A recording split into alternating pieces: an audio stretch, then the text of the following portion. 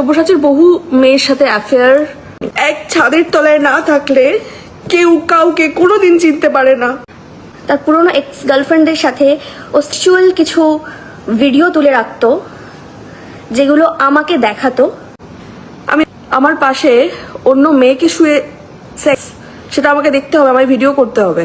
ছেলের সাথে সম্পর্ক ছিল তার, এবং তার সাথে সেক্স করতে গিয়ে তার পেনিস ছিঁড়ে যায় এবং রুবি হসপিটালে সে ভর্তি হয়। একটু খোঁজ নিয়ে দেখুন কোন ছেলে, তার নাম আমি নেব না। বলছি ভাই, ফেসবুক জুড়ে এখন চলছেটা কি না, কারোর পেনিস ছেড়ে গেছে, কারোর মানে করতে গিয়ে তার ভিডিও রেকর্ড করতে। বলছি সোশ্যাল মিডিয়াটা কি জাজমেন্টের জায়গা হয়ে গেছে না? বলছি তাহলে তো মনে হচ্ছে যা পরিস্থিতি দেখতে পাচ্ছি, আইন বলে আর কিছু থাকবে না। যা প্রবলেম হবে মানুষের সোশ্যাল মিডিয়ায় এসে আপলোড করে দিবে, ব্যাস প্রবলেম সলভ।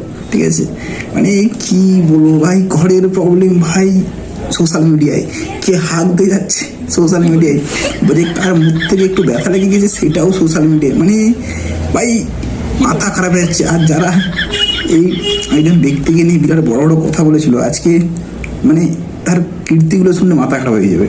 সকালে ঘুম থেকে উঠলাম, ওঠার পরে দিলে একটা ভিডিও আসলো, ঠিক আছে চলো ঠিক আছে স্ক্রিপ্ট করলাম, তারপরে সেটা ভয়েস রেকর্ডিং আসলো, তারপর একটা কাহিনী আসলো, যেই কাহিনীতে কার কি ছিঁড়ে গেছে, কার কি রেকর্ড করতে হয়েছে। ভাই এইগুলো ফ্যামিলি ম্যাটার সোশ্যাল মিডিয়াতে। যাই হোক, মোটামুটি যদি একটা জিনিস হতো যে রিলিজ করতে হবে যে কীভাবে কী করে, মনে হয় ভাই এরা সেটাও করে দিত। ঠিক আছে, নাম বলবো না, মানে এরা নয়, আরও আছে, আরও অনেকেই আছে।